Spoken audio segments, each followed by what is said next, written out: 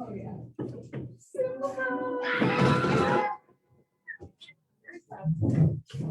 I gave them one more.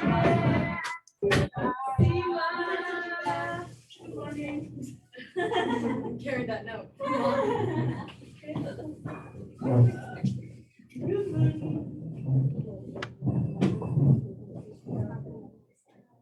Okay, we're ready to start. Welcome, Simcha. Welcome back. Thank you.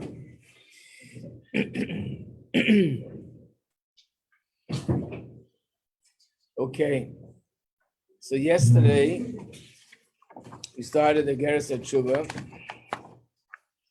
and we covered the first 2-3 pages. It talks about the difference between mitzvahs asay and mitzvahs lo asay. That if a person violates the mitzvahs asay, they do tshuva, they're immediately forgiven. If a person violates the mitzvahs lo asay, they're forgiven, but it's not complete. We have to wait for Yom Kippur for the forgiveness to be complete. On the surface, that seems to imply that a mitzvah asay is less important because the forgiveness is 1, 2, 3. And lo asay is much more severe, and therefore it takes longer.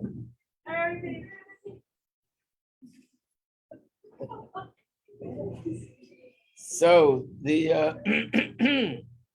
Alter Rebbe explains, no, that's not the case. And the reason why it is this way is for a different reason.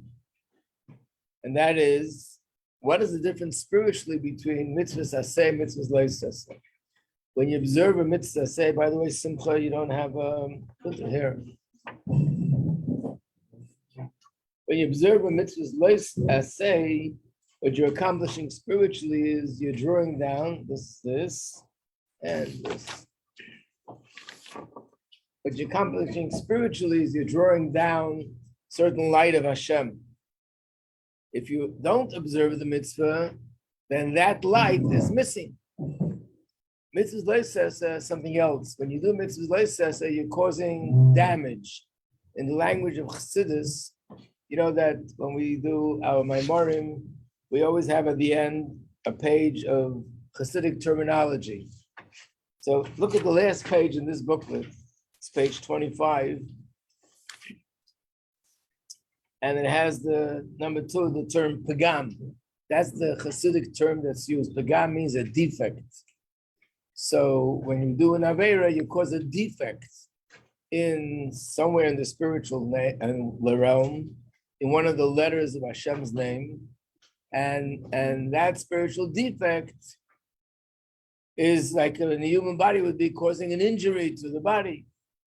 So when you do tshuva, what you need to do is to repair that defect, whatever damage was done, to repair it.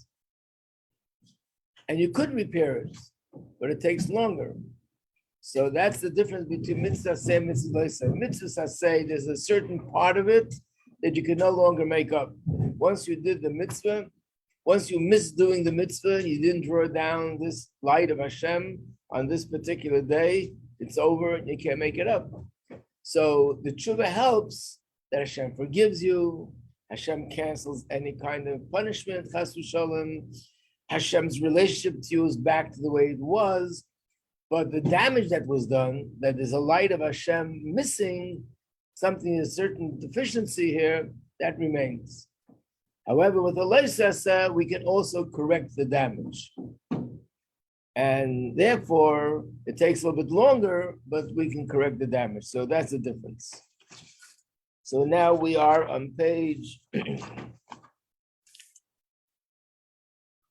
we're using the lessons in Tanya, and we are on page 1006.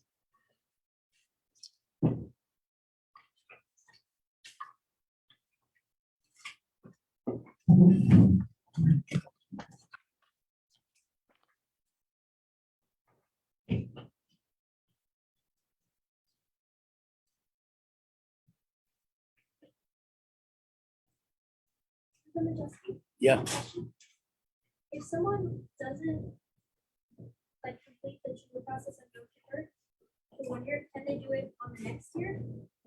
Yeah. Yes.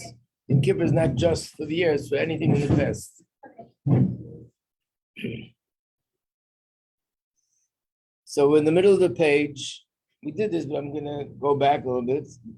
The line that begins with the Hebrew word v'ha'over. In English, if one violates a prohibition.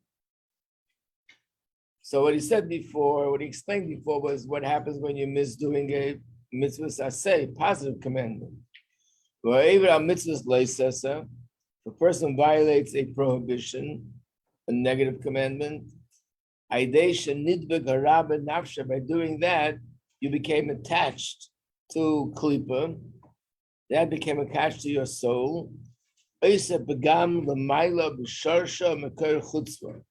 doing that, it causes a spiritual damage. Good morning, welcome back. Spiritual damage to the neshama and to the source of the neshama, which is Hashem's name. Yeah. But even if someone's violated a prohibition in thought, speech, or action, but even though the source of the neshama is kind of damaged, how can they continue to do mitzvahs if there's that damage? It can do mitzvahs because the damage is not something that destroys it, it just damages it, which means just like physically, you have a car. There could be certain things that if that happens, the car stops functioning. And certain things, it doesn't go as fast, it's not as efficient, but it's still working. So these things don't chas v'shalom destroy it, it just does damage. Where does it do the damage? Let's look at the words again. It does damage to the soul and the source of the soul, l'mayla. What is the source of the soul? So the next line, it says this in parentheses, Belavushim diutzfiras da asiya, in the garments of the 10 spheres, as it says in Tikkun Zayar, the Vushim tekinas lein the menayu parchen l'shmasan l'bnei nasha. The reason why you have such a thick booklet is because I put in the back the sources that you can see it. So let's just take a look at this source, where this is coming from. It's always good to see the source. Now, this is something that's from the Zohar, but actually it's in every Siddur, because this is a part of the Zohar that we say in the Siddur on Friday. The men say this before Mincha. The middle of the page, I don't have an extra copy, but I will have tomorrow, Mitzvah Hashem. Which page? It's page 11. And this is the famous Zohar called Pasach Eliyahu that describes the 10 spheres. Page 11. That's the number that goes after 10, before 12. What? Yeah. Look at the bottom over here, Pratem, over here on the bottom. It says in the Zohar, Levushin tekinas loin, you made garments for them, meaning to say Hashem emanated of himself 10 spheres and calls it garments, whatever reason. Diminayu parchen l'shmasin, from these garments, from these 10 spheres, the souls come forth to man. So what it's saying is that the neshama, its source is the 10 spheres of Hashem. The 10 spheres of Hashem are also connected to the 4 letters of Hashem's name, the Yud, the K, the Vav, and the Hey. So that's where the neshama comes from. So when I do something which is not permitted, I'm causing damage, spiritual injury to my neshama, and also to the source of my neshama, which is those spheres in the letters of Hashem's name. That's called the pagam, that's called the defect. Lochein, and therefore, ein kapara l'nafshe, there's no atonement for his soul. L'ayla maila, and also not for the damage that was done up there. I didn't make you put him to correct that damage, to repair the damage spiritually. we have to wait for Yom Kippur. Meshikosav, as it says, the Chiper el HaKodesh metumes b'nei Yisrael u'mepishayim, and on Yom Kippur it will atone because of all the impurities of the children of Israel and all their sins. And then it says, Lifnei Hashem titaru, you shall purify yourself before Hashem. What does before Hashem mean? In the presence of Hashem, but there's also a deeper interpretation before Hashem. Good morning, Leah.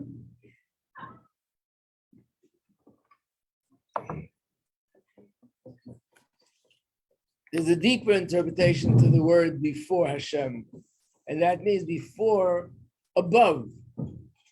Atonement comes from a level that's higher than the 4 letters of Hashem's name. And as a result of that, it could repair the damage that was done. Now, this is a mashal which we'll talk about later in more detail. It's found a lot in Chassidus, and it's very relevant to understand the whole process of tshuva. But there's a famous mashal in Chassidus that sometimes there's a possibility that a wellspring dries out. You have a well and it dries out. Not a wellspring, a well. What's a well? The air, mayim, that you draw water from. Sometimes you have a river that dries out. If you want to bring the water back, what do? There's water under the ground for sure, but you have to dig. If you dig deep enough, you'll open up a new source and water will rise to the surface, go back to the well, or that river will start flowing with water again because you dug deeper down. Spiritually, we say the same here. I did an Aveira, so I caused a pagam, a defect in the Yud of Hashem's name, the Hey, the Vav. So we dig deeper, which means we have to draw light from Hashem from a place that's higher than Yud Kei Vav Kei, than Hashem's name. And that'll fill in all the gaps. When does that happen? How does that happen? On Yom Kippur. And that's what these words mean, Lifnei Havaya Titaru. Before Hashem, meaning higher than Hashem's name, that's where purification comes from. So therefore, for that, we need to wait for Yom Kippur. Yom Kippur is the holiest day of the year. Yom Kippur is a day that Hashem's light shines in a way like no other day. And what shines on that day, a level that's higher than Hashem's name. So therefore, this is the difference. When a person violates a prohibition, or a person neglects to observe a mitzvah, you do tshuva, and immediately Hashem forgives you, means Hashem forgives you and he cancels the punishment. Hashem forgives you and his relationship with me is back to the way it was, as if I never did anything. But what about the damage?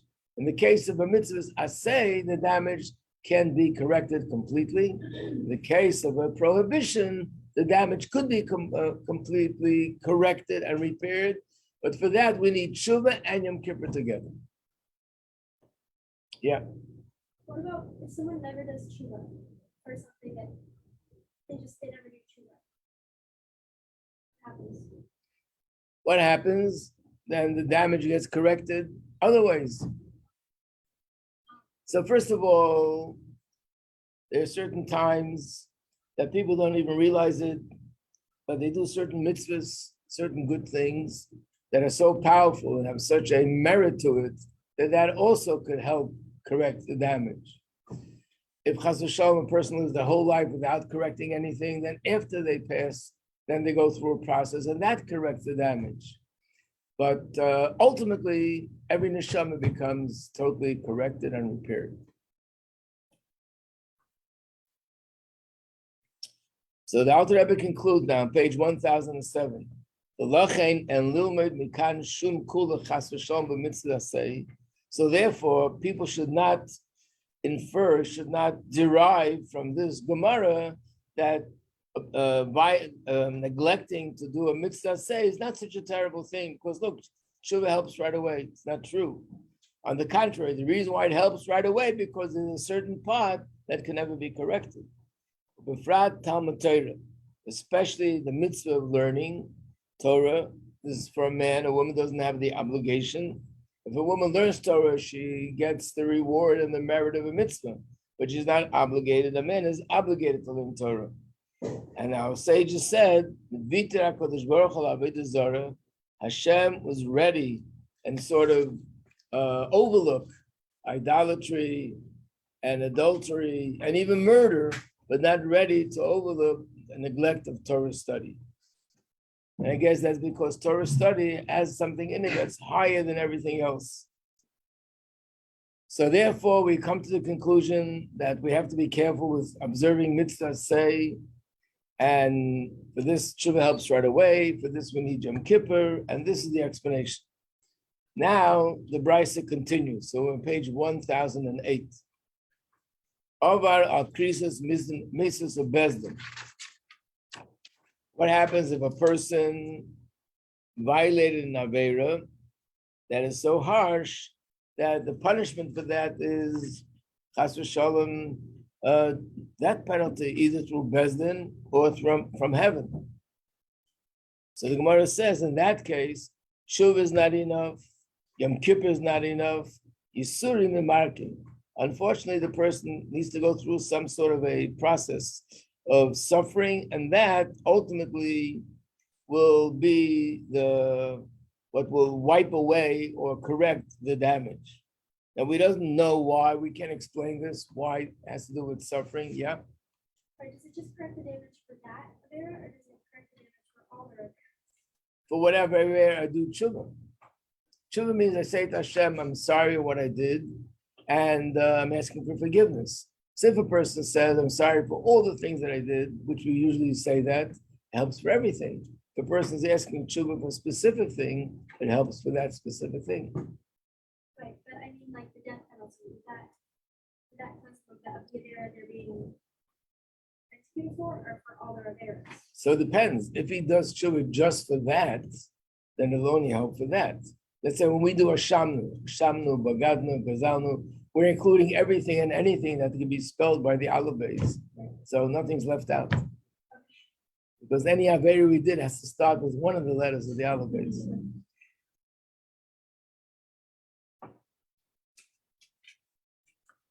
So of course we don't understand this, but it's just, we can just say that it's similar to Gashmis. Gashmis.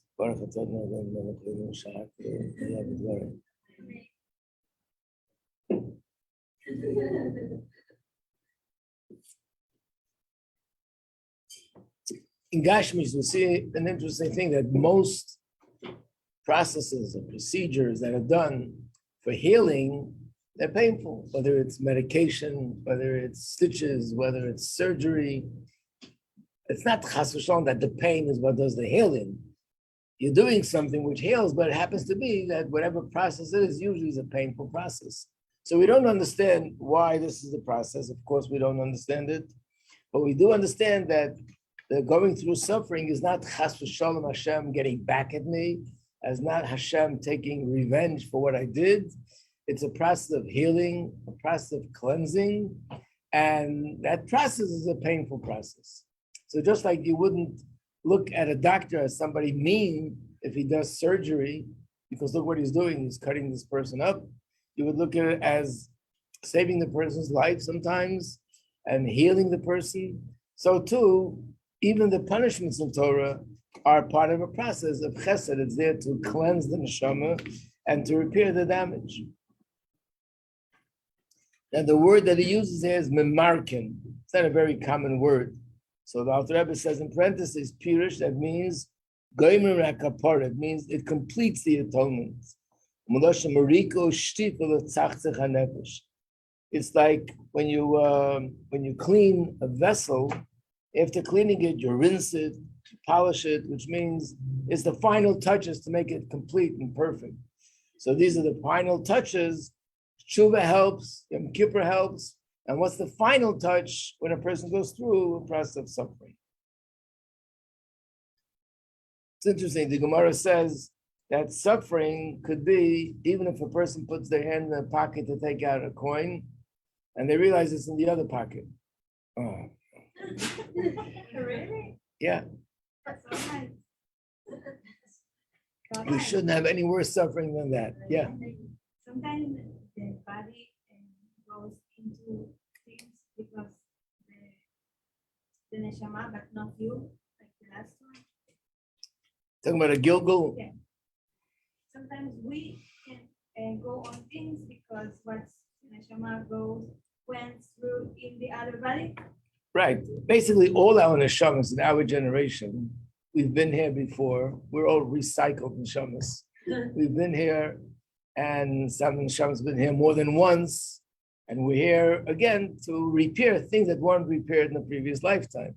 So yes, some of the things we go through has to do with what happened before. But being that we don't know, so we shouldn't really try to understand that because it's beyond us. We'll never figure that out. But there are stories in Gemara, there are stories from later, especially from the Baal Shem Tov, how certain people went through something and the Baal Shem Tov explained to them what happened in a previous lifetime, and that's why they went through what they went through. But before the neshama goes up, she gets clean. That's why the neshama comes down in order to correct that damage. Yep. But when I mean, sometimes a person's neshama can come down once, twice, 3 times, and every time it comes down, they miss the boat again. So that's what we need to do. But if you read the Shema at night before going to sleep, you should remember there's a part there that you say in the beginning that I'm forgiving everybody, anybody that did hurt me, whether in this lifetime or in a previous lifetime. So we see we're doing things now to correct something that might have happened in the previous lifetime. If I didn't forgive them then, I'm forgiving them now.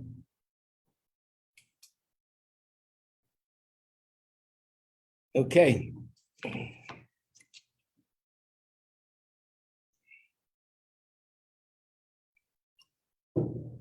Even the Baal Shem Tov, next week we're going to be celebrating Baal Shem Tov's birthday.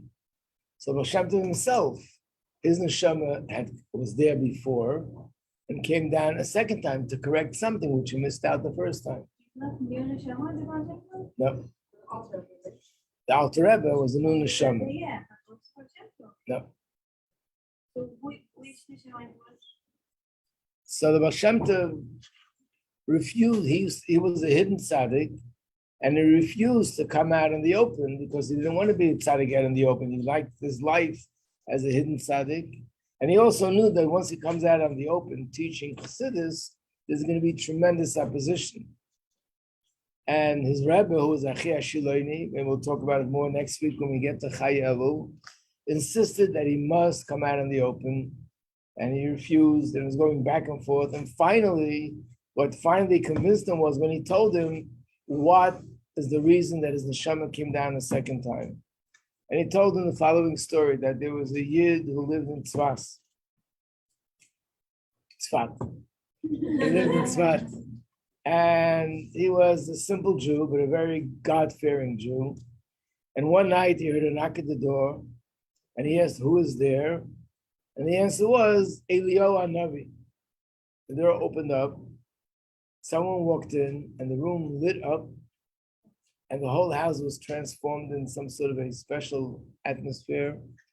And he said to him that I was sent from Shemayim to tell you something, and that's in the merit of what you did on the day of your bar mitzvah. On the day of your bar mitzvah, you did something so outstanding, and therefore I was sent down to tell you when Mashiach is coming. Then Eliyahu said to him, but what is it that you actually did? I don't even know. What did you do on the day of bar mitzvah that was so special? So this person answered that whatever I did it for Hashem, and I don't share that with anyone else. So he said, if you're not going to tell me what you did, then I'm not going to tell you this secret that I was sent down to tell you. So he said, so let it be. I'm not going to tell you what I did was only for Hashem. And he left. So when he left and came back to the heavenly court, there was even a bigger commotion. This man is so amazing. Eliyahu Hanavi comes to you, is ready to share a secret with you that nobody in the world knows, and you say no because you don't want to. You don't want to take away from that complete, total devotion. You did it only exclusively for Hashem. In that merit, they sent Eliyahu Hanavi down a second time, and this time to teach him Torah, because he wasn't a learned person. and he started to teach him Torah. He became a hidden tzaddik, a very big tzaddik, and that's the way he lived the rest of his life. Had vast knowledge of Torah, became a very big tzaddik, and when he passed away, the heavenly court said that really he deserves to be one of the highest places in Gan Eden, but because there's one thing he didn't do is Neshama has to come down again. What didn't he do? He didn't share his Torah with other people. He kept it all to himself. Neshama has to come down a second time, and this time share it with everybody else. Who is that? The Baal Shem Tov. So he told the Baal Shem Tov, if you don't share your Torah with everybody else, your Neshama has no purpose to be down here. Then it's back upstairs. And then he came down just to teach others. Yeah. Yes. But it's so interesting because you think this Pastor Shema would have been like someone great, like not like this kid wasn't great, but someone like that everyone knows, right? But you know who this was? Yeah. No? No, we don't know it well. Just know that he was a Jew who lived in Tzfat. And what you just said is true, but from this story and many other stories, we realize that we really don't understand at all the whole operation network of neshamas, what's going on. We hear a story here, a story there, but really we don't understand. Like there was once a chassid of the Alter Rebbe, and this chassid saw the Alter Rebbe was giving a lot of attention to a specific Jew, and he didn't understand because he was very simple. He really didn't even understand the Chassidus. And he said to the Alter Rebbe, like, why are you like so focused on this person? So the Alter Rebbe said to him, his name was Isaac. He said, Isaac, when it comes to the mystical secrets of neshamas, you are a total ignoramus. He was one of the greatest chassidim of that time. He was so great that after the Alter Rebbe's passing, they wanted to appoint him as the next Rebbe. So you imagine how great he was. He was a Rav. In other words, his knowledge in Gemara and Halacha was vast. His knowledge in Chassidus was vast. His level of righteousness was beyond almost any other chassid. But yet, then understanding the shamas, why they're here and what they're doing and what they're accomplishing, how they're all interconnected, that a Rebbe understands. Ordinary people can't get. Also, we don't really need. What? Also, we don't really need them. Exactly. And the fact that we don't know it means that we're not supposed to know. So when people start doing that, it's like climbing up the wrong tree. We just drive ourselves crazy. So where's my neshama? And what was I before? I had a dream once, and maybe that proves that my neshama was once Yankel Beryl Shmerel. You know, it's not going to help us, just confuse us and wasting our time. It's a clipper. What? When people Anything that I do that I'm not supposed to be doing is, in Hebrew, the word for sin is avera.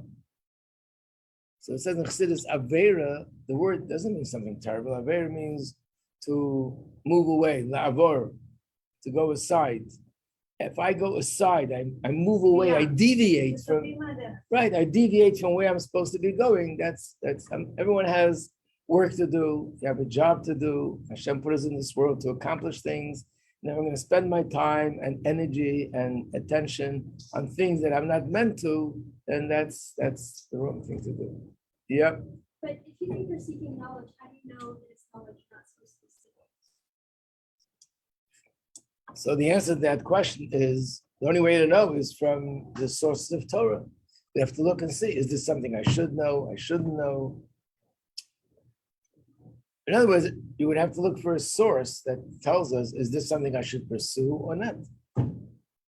So either Torah, you find it in a book, or you find it from a Torah scholar who would guide you and tell you this is something that is not for you.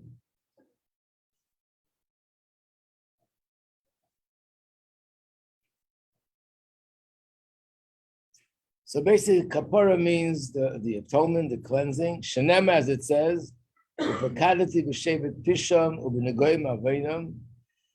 says, with the rod I shall remember their sin, with affliction their iniquity, which means that the suffering is something which completes the atonement. Okay, so this is all the brisa with the Alter Rebbe's commentary, that there are three kinds of sins. One is neglecting to observe a mitzvah saseh. One is violating a mitzvah's loises, a prohibition, and the third one is violating something which is punishable by the opposite of life. Now the Alter Rebbe is going to explain, so what is tshuva? Basically, what is it that defines tshuva? There's a lot of things that go into the process of tshuva, things to do, but what is really the essence that defines tshuva? So we're going to start now on page 1009.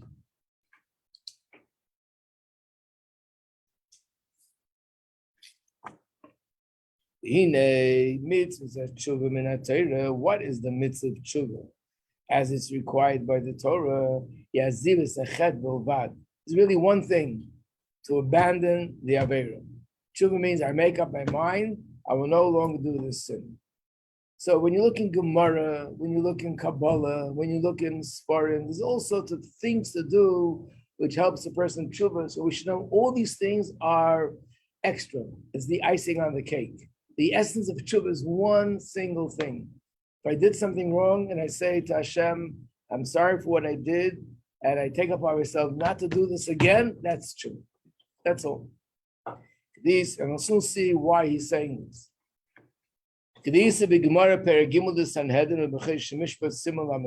Actually, this point has halachic ramifications. What are the halachic ramifications? It's found in Shulchan Aruch. Shulchan Aruch, it says that there's a halacha that a man who is a Rasha violates Torah is not qualified to be a witness. So the Gemara says, what if such a person is at a wedding and they ask him to be the witness for the wedding? Is this woman married? This man and woman, are they married to each other or not? Because the witness is not qualified. He's a Rasha. He's someone who violates Torah. So the Gemara says, I'll get to you in a second, that it's a doubt whether it's a wedding or not. In other words, they can't live together as husband and wife unless they do it over again. And they also can't marry someone else unless they get a divorce, because there's what's the doubt? Why is it a doubt? He's not qualified to be a witness. Maybe right before he did it, he had a thought of tshuva, and therefore he's not Russia anymore. What do we see from this halacha? That tshuva doesn't mean doing somersaults, climbing mountains, jumping out of airplanes. Tshuva is a simple thought, I won't do it again, and bingo, you're not a Russia anymore. So therefore, that's why it says, what defines tshuva according to Torah is one simple thing: the decision to not, a resolution not to do the Avera again. Yes, Tova. You answered my question, but I was just gonna say that like no one has ever not done Avera. So how do so many weddings happen? But now I get it. It's just that they do. It doesn't mean just that a person had one Avera. It means that he violates something like without, I guess it means intentionally, without, like when you are speaking Lashon Hara, you don't say, okay, I'm not going to speak Lashon Hara. It just happens, the word comes out. You're not out to violate the Torah. Okay, so what does this mean? Page 1010. That a person makes a resolve in his heart, with a complete heart, which means in a sincere way, that he will not return and go back to this nonsense, to violate, to rebel against Hashem. Will never again violate Hashem's commandment. In other words, the right way to do tshuva, like you mentioned before, Nadia, it's not just about this individual thing. I'm making a resolution, I won't go against Hashem's will in general. And that's the tshuva. And then it really helps for everything. In fact, this is the meaning of the word itself. To return to Hashem, with all your heart and all your soul, to serve Him in positive commandments, and to observe all the, and not violate the negative commandments.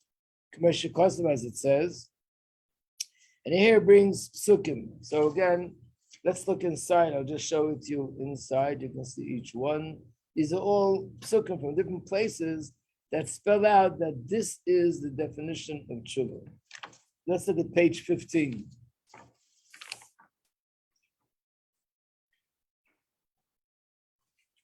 Yazev Rasha Darke, the wicked person shall give up. He abandons his ways. And the man of iniquity gives up his thoughts, and he should return to Hashem. So we see that tshuva is just abandoning, giving up your ways. Let's look at the next pasuk, 16. This is the pasuk in Chumash Devarim.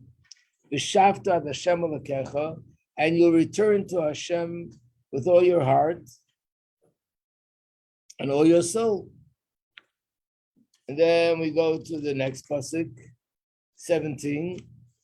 This is the pasuk in Tanakh, in Shea. Shuva Yisrael ad Hashem alakecha. Return, Yisrael. Hashem is speaking to us through the Navi, through the prophet. Return, ki chashalta bevanecha, because you stumbled in your iniquity, in Averis. Or page 18, Ashiveni Hashem elecha. Hashem, return to us. When Hashuva, and we'll return to you. Chadish yameinu kekedem. And renew our relationship like it was before we did the Aveira. So now we'll see inside. These are all psukim that say this is tshuva, just returning, just giving up the Aveira. Yeah. How we understand that tshuva is just to stop and make commitment that you don't do. How do we understand it? Yeah. Simple. How do I understand what you're asking? What is tshuva? What is tshuva? What is the tshuva? Return. What is If a person, for example, didn't give tzedakah, doesn't give tzedakah, people ask for tzedakah, doesn't give, it keeps all the money for himself. Realize that it's wrong. I made achlata, from now on, I won't say no, I'll give tzedakah. That's true. I don't know. You mean you don't understand how we could do Aveira in the first place? Also that. Yeah. What if he says, okay, from now on I'm gonna do it, but then the next thing he doesn't do it? And do tshuva again. Actually, we do that 3 times a day. Slach lanu avinu ki chatanu. We do it once.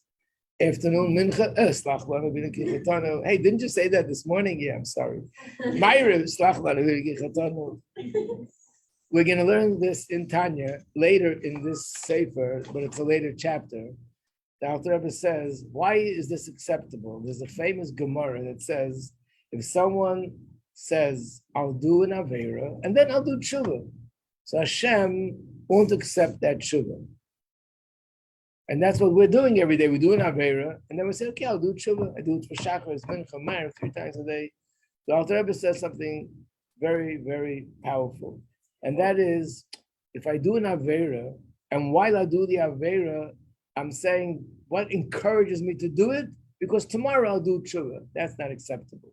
But normally I'm doing Aveira. Later I say, I really feel bad what I did. I'm not going to do it again. And when it comes up, you fail again. Doesn't mean that your tshuva wasn't sincere. It just means you're not strong enough. And it keeps going until finally you get there. Even in Gashmis.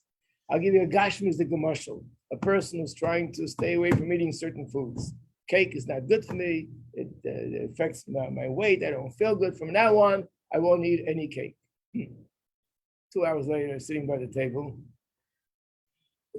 your hands go right to the cake. I know I made up my mind not to eat anymore, but this really looks good.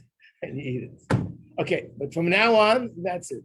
Like there's people who fast every day between breakfast and lunch, and between lunch and supper, and between one snack and the other. So basically, this means that I'm a human being. I made up my mind, but I have a weakness, and I couldn't stand to the test again. That's all. And that's what happens to us 3 times a day. But eventually, person rises to the occasion and gets over it. But it's not that I'm lying. It's not that I'm faking. It just means that I made a resolution. And obviously, I'm still not strong enough. But every time you make a resolution, you make a certain dent. It does make a certain dent. And eventually, it all adds up, it accumulates, and you'll get the strength to overcome it.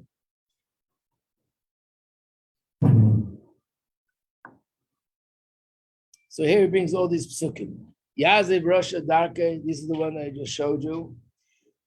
Then the pasuk v'shavta l'Hashem Elokecha. There's the second pasuk Shuva Yisrael l'Hashem Elokecha. And here the Alter Rebbe says what he's actually negating. Loi kedasa hamoin. This is not the way the popular misconception is that tshuva is a tinus. People think that fasting, that's tshuva. And unless you fast, you're not really doing a proper tshuva. That's not the case. Tshuva is just the resolution to make up my mind not to do the Avera. The fasting is something additional, which we'll soon learn, to enhance my tshuva, but it's not the tshuva itself. Yeah. So you hear all these stories like the Gemara of like people, like cities fasting because it stopped. So that's what he's going to go into now. What is the purpose of the fasting?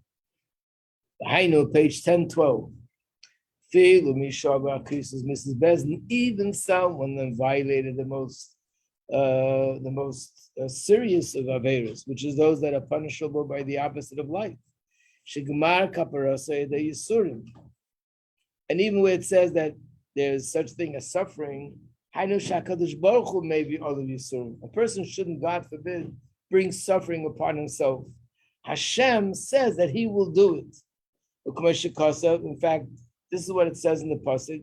The verse that we brought before, or pakadati b'shevet, Hashem says, "I will remember your sin with a rod, with a stick." It says, "Pakadati, I will remember." So this is Hashem's things. When Hashem does tshuva, when a person does tshuva, and the tshuva is accepted by Hashem, he does